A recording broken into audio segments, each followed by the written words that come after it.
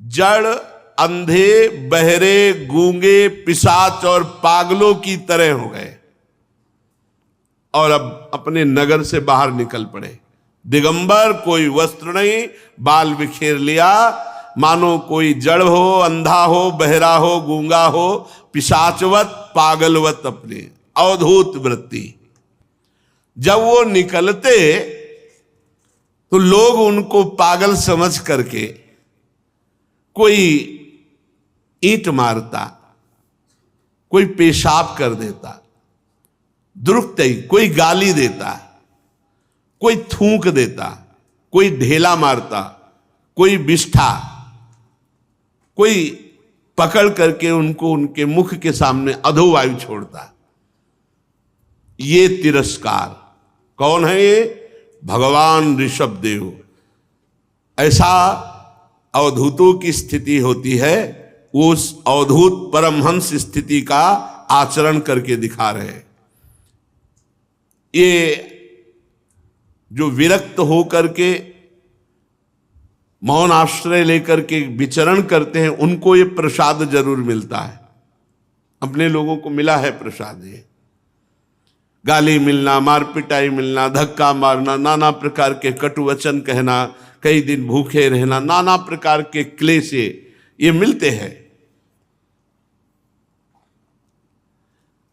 जरा भी इन बातों पर ध्यान ना देते हुए, ये शरीर असत्य है, जितनी चेष्टाएं हैं ये सब भ्रम है, किंचन मात्र शरीर में अहमता ममता नहीं।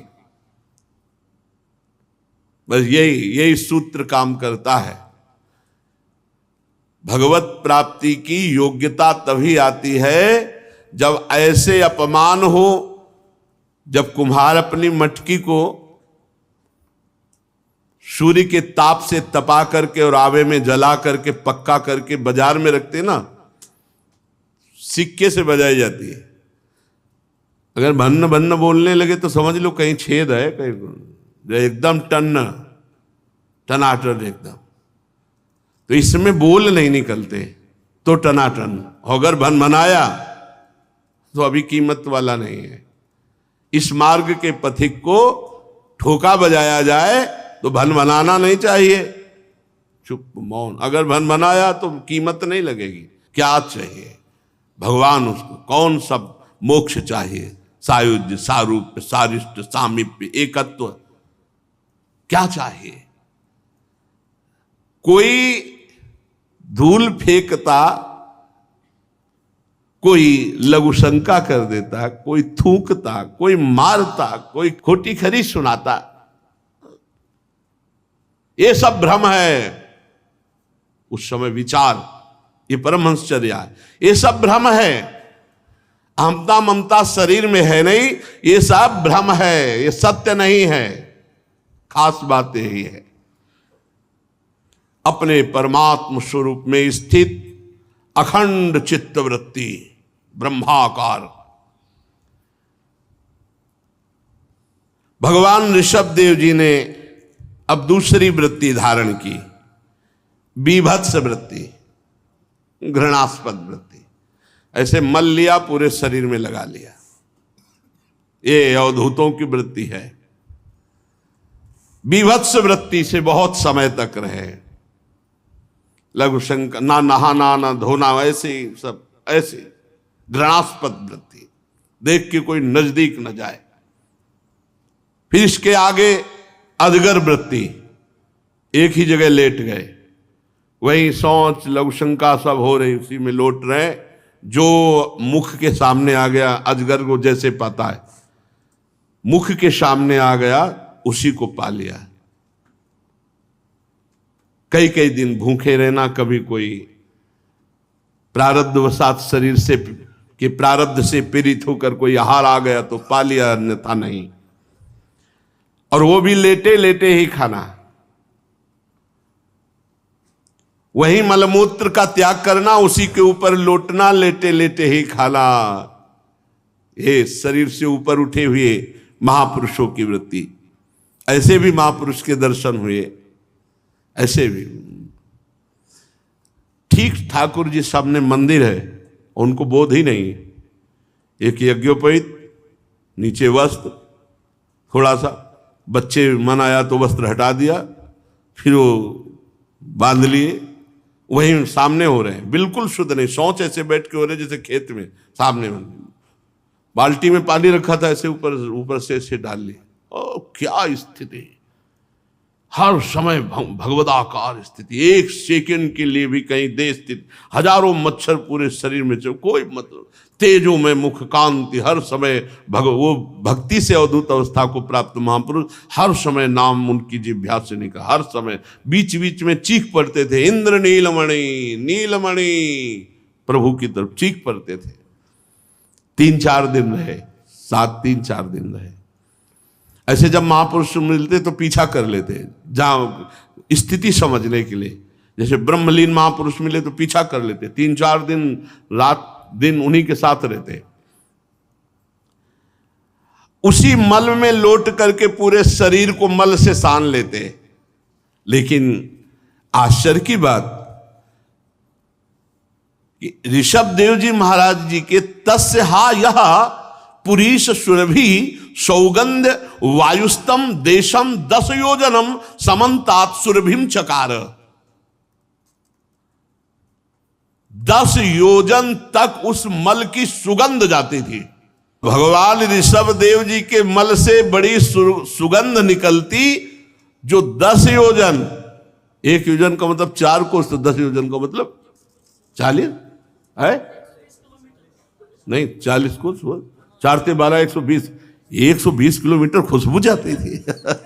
भगवान है ना। और आचार्यों की, जैसे परमहंस, अवधूत, विभत्स, अजगर, इन आचार्यों की, महापुरुषों की वो आचरण वृत्ति करके दिखा रहे हैं। गौ मृग काकादि वृत्तियों को स्वीकार किया। जैसे काफी समय तक धर्म सम्राट करपात्री जी ने केवल हाथ से जल पीना, हाथ में ही भोजन, हाथ में ही पाल। एक सन्यासी जी को देखा था, हाथ पीछे बांधवा लिए थे।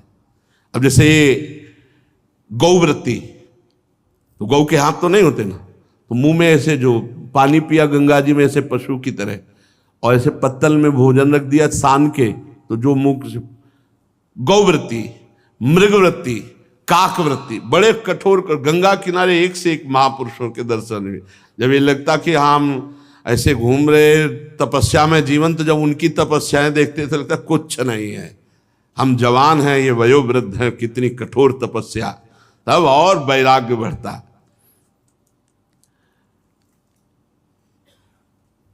परमहंसों को त्याग के आदर्श की शिक्षा देने के लिए मोक्षाधिपति भगवान ऋषभदेव ने कई तरह के योगाचर्यों का आचरण किया। वे निरंतर सर्वश्रेष्ठ महान आनंद का अनुभव करते रहते थे।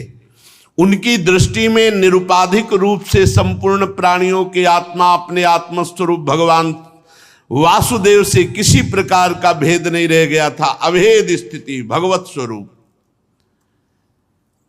यहीं जाकर सारे पुरुषार्थ पूर्ण होते हैं, भगवत स्वरूप में।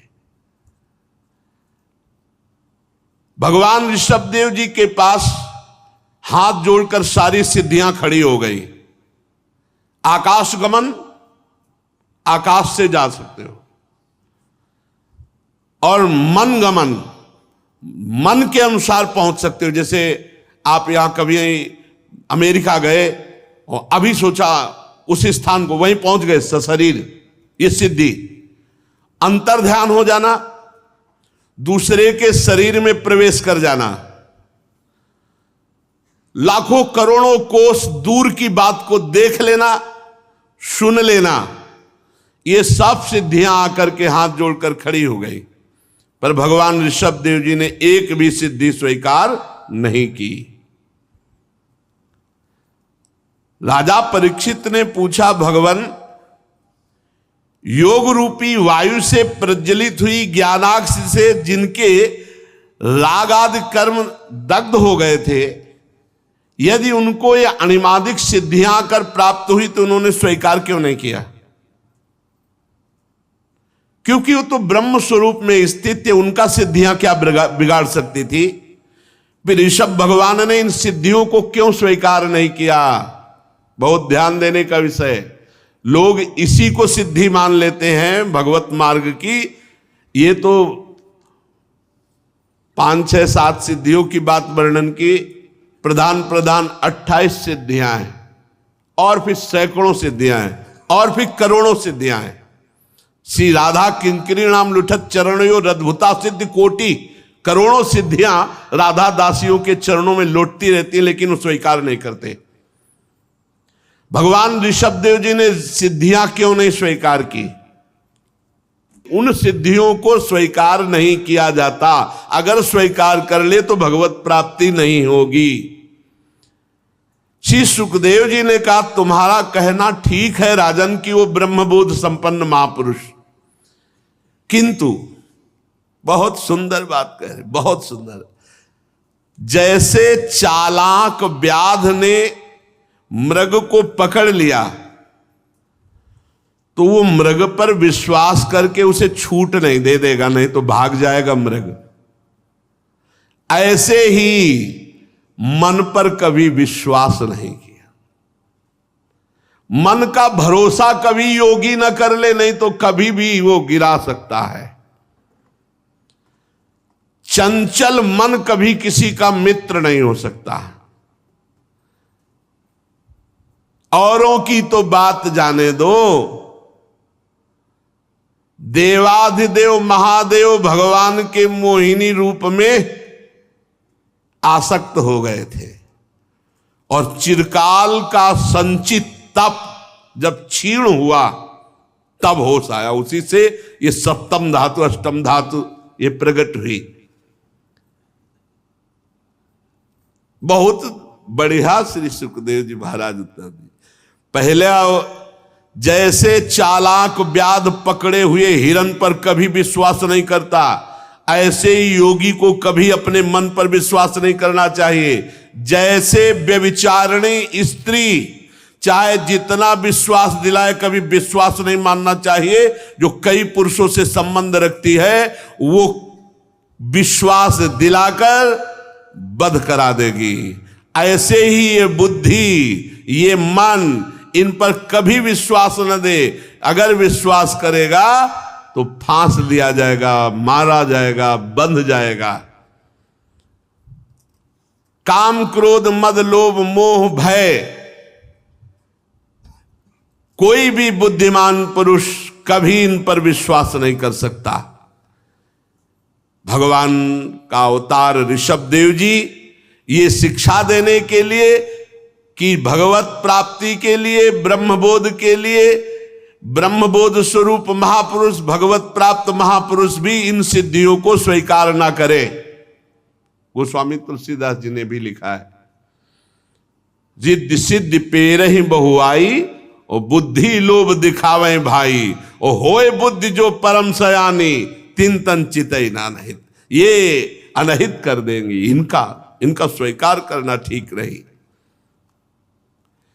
अवधूत परमहंस विविध भागवतिक आचरण करने वाले को अपने ईश्वरीय प्रभाव को छिपाए रखना चाहिए। कभी इन सिद्धियों को स्वीकार करके चमत्कार प्रकट नहीं करना चाहिए। आप हमारे ब्रजमंडल में एक भी सिद्ध ऐसा बता दो, एक भी सिद्ध, पूर्व से लेकर अभी तक इतिहास साक्षी है। वो सब भगवत रस में रोने वाले मिलेंगे, चरणों में लौटने वाले मिलेंगे, दैन्य मिलेंगे, क्योंकि ये सब भगवत प्राप्त प्रिया प्रीतम की प्राप्ति वाले। तुम्हारे मन की बात जानना, दूर के दृश्य को देख लेना, अंतर ध्यान हो जाना, ये सिद्धियां नहीं स्वीकार करते। ना ब्रह्मबोध संपन्न महापुरुष, ना भगवत प्रेमी जन। ये सिद्धियां जो स्वीकार कर ले, छोटी मोटी सिद्धियों की बात क्या, अणिमादिक सिद्धियां भी नहीं स्वीकार करते। भगवत प्राप्त या ब्रह्मबोध पुरुष को अपने ईश्वरीय प्रभाव को छिपाना चाहिए। रिद्धियों सिद्धियों को स्वीकार नहीं करना चाहिए। अपने ईश्वरीय प्रभाव को छुपाए किसी भी रिद्धि सिद्धि को स्वीकार न करे। अब ऋषभदेव भगवान योगी को देह त्याग की विधि सिखाने के लिए अपने शरीर को छोड़ना चाहा। अपने को परमात्मा में अभिन्न देखते हुए देहाभिमान से मुक्त हुए लिंग देह को लय करके एक पत्थर का टुकड़ा मुंह में डाला। अब न खाना है, न पीना है और न बोलना है। पत्थर का टुकड़ा मुख में डाला, बड़ा विचित्र ढंग से शरीर छोड़ा। उन्मत्त दिगंबर और एक वन में घुस गए जहां बांसों की रगड़ से आग लगी हुई थी। धधकती हुई वन की आग में लाल लाल लपटें उठ रही थी। उसी में भगवान ऋषभदेव जी ने अपने शरीर को झोंक दिया। मुख में पत्थर का टुकड़ा, दिगंबर और दावाग्नि में अपने शरीर को भस्म कर दिया। अंतिम समय ये ऐसे शरीर को पूरा किया। बड़ा विचित्र भगवान ऋषभदेव जी का ये अवधूतों की जो आखिरी स्थिति होती है, अंतिम स्थिति का। महाराज श्री सुखदेव जी परीक्षित जी से कहते हैं कि जब कलयुग में अधर्म की वृद्धि होगी तो कोंक वेंक और कुटक देश का मंदमती राजा अरहत वहां के लोगों से ऋषभदेव जी के आश्रमातीत आचरण का वृत्तांत सुनकर वो स्वधर्म का परित्याग करके पाखंड का प्रचार करने लगा। भाई ऋषभदेव जी भगवान की तो स्थिति थी, अब वो उनका नाटक करने लगा तो नाटक तो पापाचरण हो गया, पाखंड हो गया। उससे कलयुग में जो मोहित लोग हैं वे शास्त्र विहित शौच और आचार को छोड़ देंगे। अधर्म बहुल कलयुग में बुद्धिहीन हो जाने के कारण स्नान न करना, आचमन न करना, जूठे मुंह रहना, अशुद्ध रहना, भगवान के भाव का तिरस्कार करना, श्री विग्रह की पूजा आदि का, पाखंड धर्मों को मानने वाले लोग मनमानी ढंग से आचरण करने लगेंगे। वो भगवान की और ब्रह्म ऋषियों की निंदा करने वाले होंगे। इसी से अवैदिक स्वेच्छागत प्रवृत्ति में अंध परंपरा से विश्वास रखने वाले लोगों की बहुतायत हो जाएगी और ये सब नरक को प्राप्त होंगे, घोर नरक में गिरेंगे। स्वयमेव प्रपतंती मत्स्यंधे, ये बुद्धि के अंधे जन शास्त्र विरुद्ध आचरण करके नरक में पड़ेंगे। कलयुग का प्रभाव, जूठे मुंह नहीं रहना चाहिए कभी भी, आचमन करके पवित्र रहना चाहिए, नहीं तो बुद्धि भ्रष्ट हो जाएगी। कल किसी ने प्रश्न किया था एकांतिक में कलयुग का, तो कहां कलयुग है? आप कभी शराब मत पीजिए, पर स्त्री गमन मत कीजिए, पर पुरुष गमन मत कीजिए, आप कभी किसी की चोरी मत कीजिए, आप मांस मत खाइए, आप झूठ मत बोलिए, आप पवित्र रहिए। कलयुग समयुग आन नहीं जो नर कर विश्वास। कलयुग के समान कौन सा युग है? जय हो कलयुग की। ऐसा महान युग है जो 10-10 हजार वर्ष तपस्या करने से वो 24 घंटे नाम कीर्तन से प्राप्त हो जाए। वैसे तो त्रिकाल स्नान का आदेश है शास्त्र में, पर 2 बार स्नान तो करना चाहिए। 3 बार स्नान गुरु कृपा से पूरा जीवन होता जा रहा है। 3 बार स्नान। यहां इस समय जल्दी हो जाता है, गंगा किनारे एक 9 बजे होता था और एक 3 और 4 के बीच में होता था। 3 बार स्नान पूरा जीवन होता जा रहा है, तो 2 बार तो स्नान करना चाहिए। वैसे त्रिकाल स्नान करना, इससे बहुत आप देखो जितना शरीर पवित्र रखोगे उतने आपके विचार पवित्र होंगे। कभी मुख जूठा नहीं रखना चाहिए। अगर आपने कुछ खाया है तो कुल्ला कीजिए, 3 बार आचमन कीजिए, राधा वल्लभ श्री हरिवंश, राधा वल्लभ श्री हरिवंश, राधा वल्लभ श्री हरिवंश। कपड़े अशुद्ध नहीं होने चाहिए। अब जो जिसमें शौच हुए हो उसी में बैठ के लोग शंका हो रहे हो, तुम्हारे सारे कपड़े अशुद्ध हो गए कि नहीं हो गए, अब उसी में रसोई जाओगे पूरा रसोई अशुद्ध, सब अशुद्ध। पवित्रता भगवान की तरफ ले जाती है, अपवित्रता भोगों की तरफ ले जाती है। लोग कलयुग में प्राय ऐसे ही होंगे। भगवान का ये अवतार मोक्ष मार्ग की शिक्षा देने वाले परमहंसों के लिए हुआ। अहो, जन्म रहित भगवान ऋषभदेव के मार्ग पर कोई दूसरा योगी मन से भी कैसे चल सकता है? क्योंकि योगी लोग जिन योग सिद्धियों के लिए लालायित होकर निरंतर प्रयत्न करते रहते हैं, सब सिद्धियां भगवान के ऋषभदेव जी के पास आई, एक भी सिद्धि स्वीकार नहीं की। संपूर्ण वेद लोक देवता ब्राह्मण और गौओं के परम गुरु भगवान ऋषभदेव जी का यह पावन चरित्र मैंने तुम्हें सुनाया। हे राजन, जो मनुष्य भगवान ऋषभदेव जी का यह चरित्र सुनेगा उसके पाप नष्ट हो जाएंगे। जो एकाग्र चित्त से श्रद्धा पूर्वक इसे सुनाएगा या सुनेगा, उसकी भगवान श्री कृष्ण वासुदेव में अनन्य भक्ति हो जाएगी। संसार में तरह तरह के पाप होते रहते हैं, सांसारिक तापों से जीव तप रहे हैं। धन्य है वो जो भगवान की कथा रूपी सरिता में गोते लगाते रहते हैं, उनके पाप ताप सब नष्ट हो जाते हैं। भगवान श्री कृष्ण पांडव लोगों के यदुवंशियों के रक्षक गुरु इष्ट देव सुहृद कुलपति थे। यहां तक कि अपने भक्तों के कभी कभी आज्ञाकारी सेवक भी बन जाते थे। भगवान अपने भक्तों के कार्य करने के लिए दास भी बन जाते हैं, भक्तों के दास बन जाते हैं। तो जब कोई भगवान की आराधना करता है तो भगवान भोग दे देते हैं, रिद्धियां सिद्धियां दे देते हैं, यहां तक कि मोक्ष दे देते हैं, पर अपना प्रेम नहीं देते। प्रेम बड़ा कठिन है, भगवत प्रेम। जो निरंतर विषय भोगों की अभिलाषा में चिरकाल तक बेसुध हुए भोगों में लगे हुए हैं, करुणावश भगवत प्रेमी महात्मा जन उन्हें भगवान की कथाएं सुनाकर उनको निर्विषय करते हैं, भगवत मार्ग में लगाते हैं। समस्त तृष्णाओं के नाश करने वाले ऐसे श्री भगवान को हम नमस्कार करते हैं। भगवान ऋषभदेव जी दावानल में अपने शरीर को भस्म कर दिया।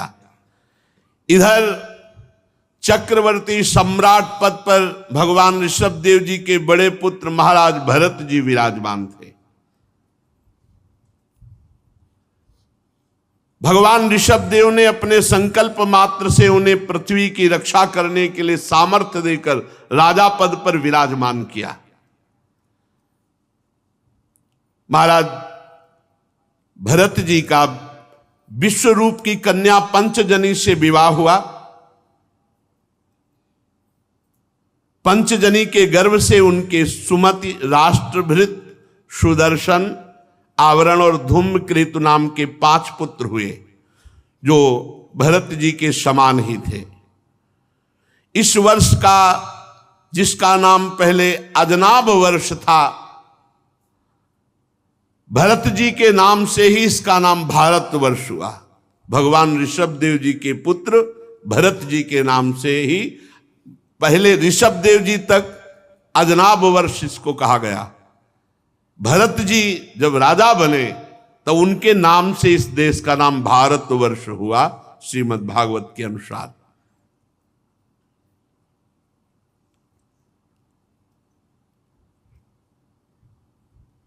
महाराज भरत जी तो स्वभाव से ही भगवत भजन परायण और बहुज्ञ, सब शास्त्रों का ज्ञान, राजनीति का ज्ञान।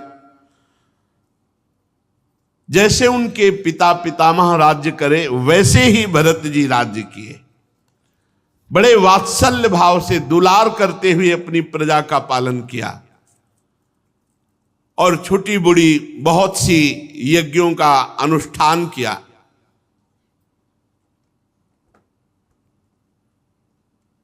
जब तन्मय होकर के भगवान के लिए यज्ञ करते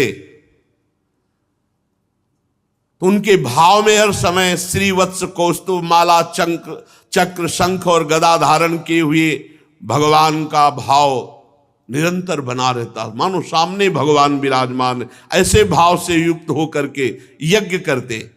दिनों दिन इनकी वेग पूर्वक उत्कृष्ट भक्ति बढ़ने लगी। 1 करोड़ वर्ष तक स्वस्थ रह करके राज्य शासन किया। 1 करोड़ वर्ष तक। अब मन में राज्य से उदासीनता बढ़ी, अब भगवान का भजन करें। वैसे तो यज्ञ आदि के द्वारा सब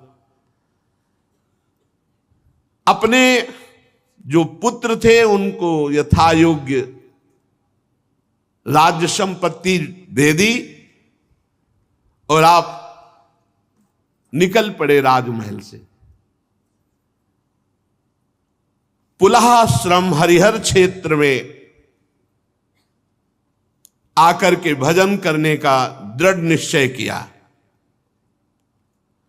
वहां चक्र नदी है, गंडकी नदी, जिनमें शालिग्राम भगवान प्रकट होते हैं। ऊपर नीचे चक्र का चिन्ह होता है। बहुत ही पवित्र नदी गंडकी नदी। बड़े बड़े ऋषियों के आश्रम। उसी पुलहाश्रम में एकांत में अकेले रह करके वो भगवान का चिंतन करने लगे भरत जी महाराज। जंगली पत्र पुष्प तुलसी दल जल और कंदमूल फल से भगवान की आराधना करते। अब तो भजन में इतना आनंद प्राप्त होने लगा कि सारी अभिलाषाएं, सारी स्मृति जाती रही। मैं राजा था, राजपाट ये सब जाता रहा, सारी अभिलाषाएं जाती रही। एकमात्र भगवान की परिचर्या और उसमें डूब गए। तैथ मविरत पुरुष परिचर्या भगवती प्रवर्धमानानुराग भरद्रुत हृदय शैथिल्य प्रहर्ष वेगे नात्मन्युद्भिद्यमान रोम पुलक कुलक औत्कंठ्य प्रवत्त प्रणय वाष्प निरुद्धावलोकन नयन एवं निज रमणारुण चरणार विंदान ध्यान परिचित भक्ति योगे ने परिलुप्त परमह्लाद गंभीर हृदय ह्लाद। भगवान का चिंतन करते करते रोमांच हो गया, आंखों से अश्रु बह रहे, हृदय द्रवीभूत हो गया, दृष्टि स्तब्ध रुक गई। भगवान के श्री चरणों के ध्यान में ऐसी स्थिति भरत जी की, शरीर रोमांचित, आंखों से अश्रु बह रहे, एक काकार वृत्ति। देख लो माया कहां से घसीटती है। परमानंद की बाढ़, हृदय डूब रहा है। अब ये भी स्मरण नहीं कि भगवान की पूजा करनी, भगवान की स्मृति में डूबे हुए। इस प्रकार रोज गंडकी नदी में स्नान करना, शरीर पर कृष्ण मृगचर्म धारण करना और त्रिकाल 3 काल स्नान करना। 3 काल बहुत महिमा है। ऐसा नहीं है कि स्नान आदि व्यर्थ है, बहुत इसकी महिमा है। बड़ा पवित्र हृदय होता है, भगवत भजन में बहुत सहयोगी है। त्रिकाल स्नान करते, ये जरूरी है, बहुत जरूरी है ब्रह्मचर्य के लिए, हृदय पवित्र के लिए, भजन की गर्मी को शांत करने के लिए। त्रिकाल स्नान के कारण उनके जो केश हैं वो जटाओं में परिणित हो गए। वो सूर्य मंडल में सूर्य संबंधी ऋचाओं द्वारा ज्योतिर्मय परम पुरुष भगवान श्री हरि की आराधना करते हुए इस प्रकार कहते, हे भगवान सूर्य, कर्म फलदायक तेज आपका प्रकट से परे है। संकल्प द्वारा इस जगत की उत्पत्ति की है, अंतर्यामी रूप से इसमें प्रविष्ट होकर चित्त शक्ति द्वारा विषय लोलुप जीवों की रक्षा करते हो, हम उसी बुद्धि प्रवर्तक तेज की शरण में हैं। भरत जी महाराज त्रिकाल स्नान करते, तो एक दिन स्नान करने के लिए गए, स्नान किया और नदी में हृदय तक खड़े होकर, छाती तक 3 मुहूर्त तक धारा में खड़े होकर जप करते। इसका विशेष प्रभाव होता है धारा में खड़े होकर जप करना। अब इतने गंगा जल में खड़े, झम झम गंगा जी की ऐसी धारा आवाज होती, कभी कछुआ ऐसे नोच लेता, तो फिर हिम्मत, धीरे धीरे हिम्मत बनती। आप खड़े भी नहीं हो सकते, रात्रि के 4 बजे अंधकार, आप खड़े भी नहीं हो सकते, क्योंकि वहां मुर्दा भी बह रहे हैं, वहां कछुआ भी है, वहां जीव जंतु भी है। ऐसे हिम्मत, बहुत हिम्मत की जरूरत है खड़े होकर गंगा जी में। यहां तक तो 3 मुहूर्त तक धारा में खड़े होकर भजन करते। इसी समय एक हरनी प्यास से व्याकुल हो जल पीने के लिए आई, और वो गर्भवती थी। नदी के तीर पर जहां धारा में खड़े जप कर रहे थे, वहीं वो पीछे से जल पीने आई।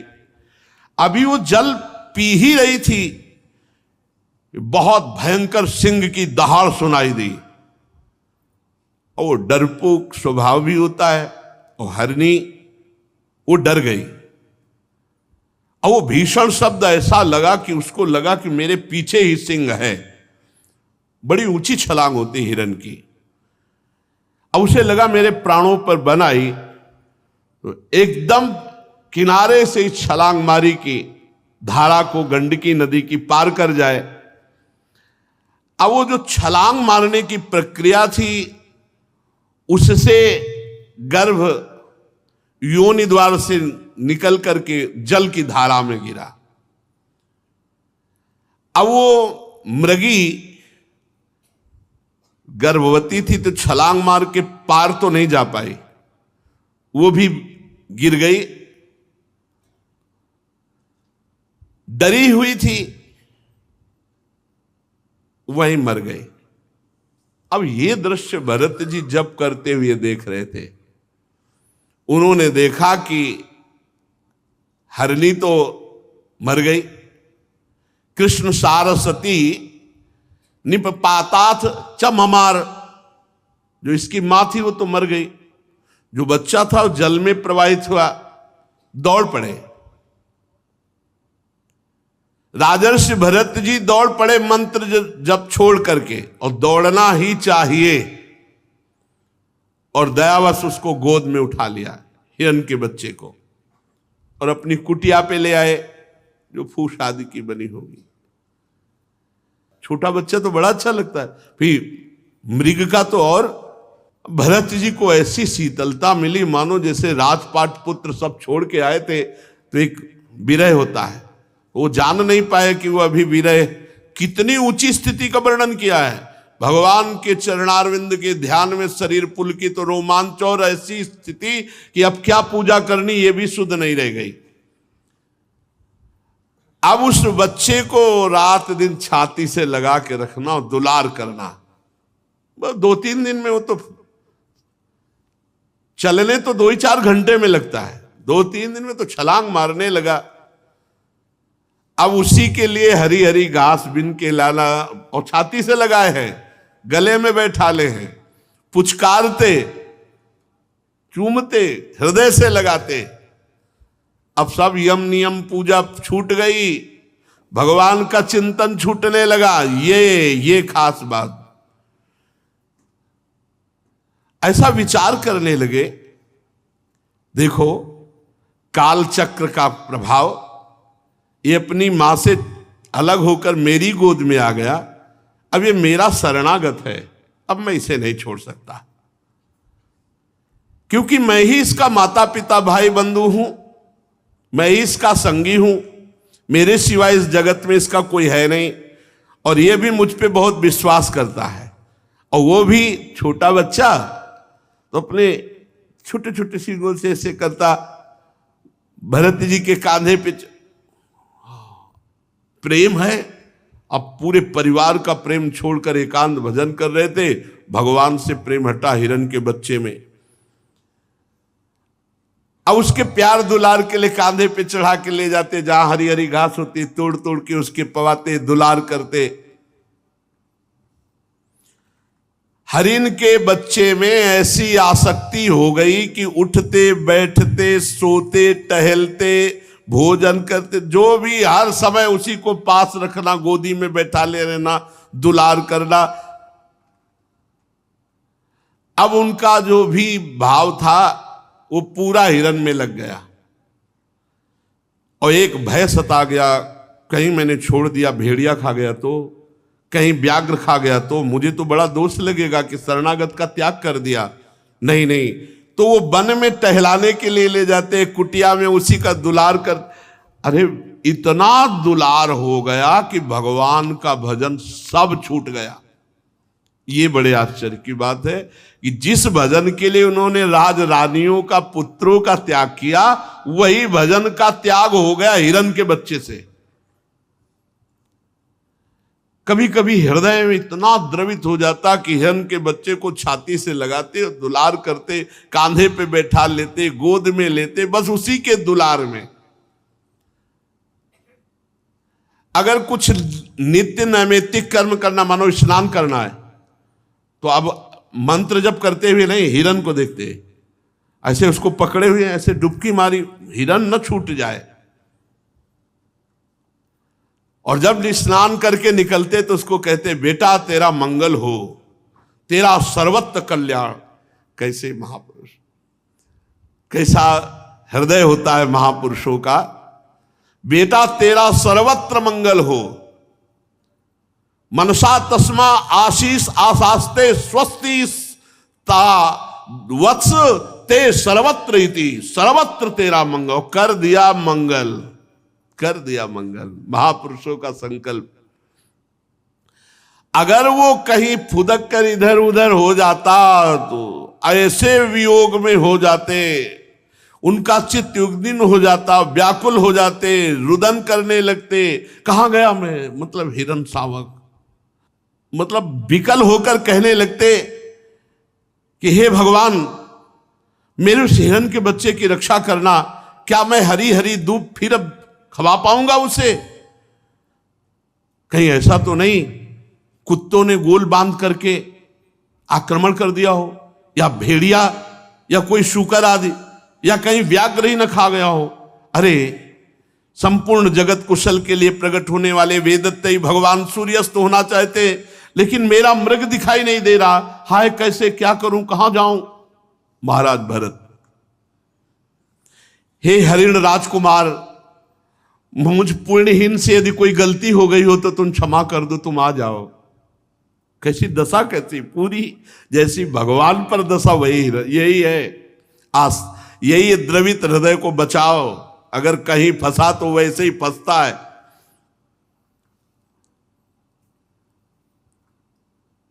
जब कभी मैं प्रणय कोप से खेल में झूठ मूठ समाधि करता भाव, तो अपने छोटे छोटे जल बिंदुओं के समान कोमल कोमल नन्हे सींगों से जब मेरे ऊपर ऐसे खुजलाता, कितना सुख मिलता। कब मिलेगा वो हिरण शावक? कैसा उसका उछलना है, कैसा भयचकित होकर हमारी तरफ देखना है। एक एक चेष्टा हिरण की याद कर रहे भगवान की नहीं। कैसे उसके नेत्र जब वो भयभीत होता तो कैसा हमारी तरफ देखता। ढूंढने निकले तो उसके खुर के चिन्ह देखे, बोले अहो तपस्विनी धरती तुम्हारे सौभाग्य। ये देखो आसक्त चित्त, तुमने कौन सा महान तप किया कि उस हिरण शावक के छोटे छोटे खुर के चिन्ह तुम में विराजमान है। मैं बड़ा व्याकुल हूं, मेरा हिरण राजकुमार किधर चला गया। जैसे किसी गरीब की संपत्ति खो जाए और वो ढूंढे, ऐसे मैं ढूंढ रहा हूं। चंद्रमा की तरफ देखा तो मृग का चिन्ह दिखाई देता है। अहो माता सिंह के भय से मर गई, आज क्या चंद्रदेव मेरे मृग शिशु को अपने में छुपा लिए। चंद्रमा में भी मृग शिशु। हे अनाथ वत्सल दीन वत्सल भगवान नक्षत्रनाथ चंद्रमा कि आप मेरे मृग शावक की रक्षा कर रहे हैं।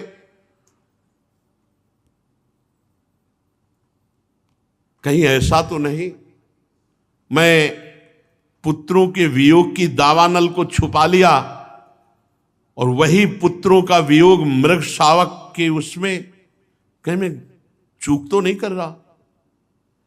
बीच बीच में जैसे होश आता है, ऐसे मृग बालक का सहारा लेकर कहीं मैं अपने मोहाग्नि को, जो पुत्र आदि को, पत्नी आदि को छोड़ के आया हूं, कहीं ऐसा तो नहीं हो रहा। भरत जी महाराज, जो सर्वथा असंभव है ऐसी कल्पना करने लगे। भरत जी का चित्त व्याकुल रहने लगा। मृग शावक को इतना प्यार किया कि प्रारब्ध में मृग शावक आ गया। ये देखो, प्रारब्ध बन गया मृग शावक। बहुत सवाल, भगवद आराधना रूप योगानुष्ठान पूरा खत्म हो गया, पूरा खत्म हो गया। वही मृग का चिंतन, वही मृग का चिंतन। ये बहुत सा, एक हिरण के बच्चे ने पूरी की पूरी योग निष्ठा गिरा दी, तो मनुष्य के शरीर में आसक्ति हो जाए या भोगों में तो कौन सी बड़ी बात। नहीं तो सोचो परीक्षित, जिन्होंने मोक्ष मार्ग में भगवत प्राप्ति के लिए अपने हृदय से उत्पन्न पुत्र पत्नी आदि का प्यार त्याग दिया, वो हिरण शिशु में ऐसे कैसे आसक्त हो गए। शब्द लिखा है, राजर्षि भरत हिरण रूपी विघ्न के वशीभूत होकर भगवत योग मार्ग से भ्रष्ट हो गए। भ्रष्ट हो गए, योग मार्ग से भ्रष्ट हो गए। उस मृग छौने के पालन पोषण लाड़ प्यार में भूल गए भगवान को, और जिसका टलना अत्यंत कठिन है वो वेगशाली कराल काल सिर पर चढ़ाया। भरत जी की मृत्यु का समय आया और भगवान की लीला के उस समय हिरण सिराने ही बैठा था, शोकातुर। भरत जी हिरण की तरफ देख रहे, चित्त पूरा हिरण में लगा है कि मेरे मरने के बाद इसका पालन कौन करेगा, इसको दुलार कौन करेगा। बस यही चिंतन होते शरीर छूट गया। अंत काल के अनुसार बिल्कुल साधारण पुरुष जैसी मृत्यु हुई भरत जी की। साधारण पुरुष जैसी, असाधारण महापुरुष की साधारण पुरुष जैसी मृत्यु। शब्द लिखा है, तदानीमपि पार्श्ववर्तिन मात्मज मिवानु शोचंत मभिवीक्षमाणो मृग एवाभिनिवेशित मना। देखते हुए मृग को और मन भी मृग में लगा हुआ है। एवाभिनिवेशित मना विसृज्य लोकम, शरीर छोड़ दिया तो सह मृगेण कलेवरम मृत मनु न मृत जन्मानुस्मृति। भगवान की स्मृति नहीं हुई, मृग को देखते हुए मृग की स्मृति में शरीर छोड़ा तो उनको मृग शरीर की प्राप्ति हुई। ये खास बात। अंतकाल की भावना के अनुसार मृत जन्मानु स्मृति ऋतरवन मृग शरीर मवापे, उनको मृग शरीर की प्राप्ति। साधारण पुरुष जैसी मृत्यु, साधारण पुरुष जैसे विषय संसार का चिंतन, ऐसे ही मृग को देखते हुए मृग की स्मृति में शरीर, सबसे बड़ा घाटा हो गया। उनकी स्मृति और चिंतन, अगला शरीर मृग का मिला। परंतु भगवान का भजन कभी व्यर्थ नहीं जाता, इसलिए उस योनि में उनको अपने पूर्व जन्म की याद रही कि मैं महाराज भरत एक मृग की आसक्ति के कारण मृग बना। अब तो बहुत पश्चाताप हुआ कि अरे मेरा एक जन्म मृग की आसक्ति में। बड़े खेद की बात, मैं संयमशील महानुभावों के मार्ग में भगवत आराधना करने वाला भ्रष्ट हो गया एक मृग के। मैंने धैर्य पूर्वक भगवान के लिए सारी आसक्ति छोड़कर एकांत में पवित्र भाव से भगवान के भजन का आश्रय लिया वन में, लेकिन मैं भगवान की आराधना से भ्रष्ट हो गया। मैं एक नन्हे से हरिण शिशु के पीछे अपने भगवान को भूल गया, लक्ष्य से च्युत हो गया। अब नहीं। राजर्षि भरत जी मृग के शरीर को भी गंडकी नदी में खड़ा करके भजन करते और हरी घास खाने में भी डरते कि कहीं आसक्ति ना हो जाए। काल की प्रतीक्षा करते रहे।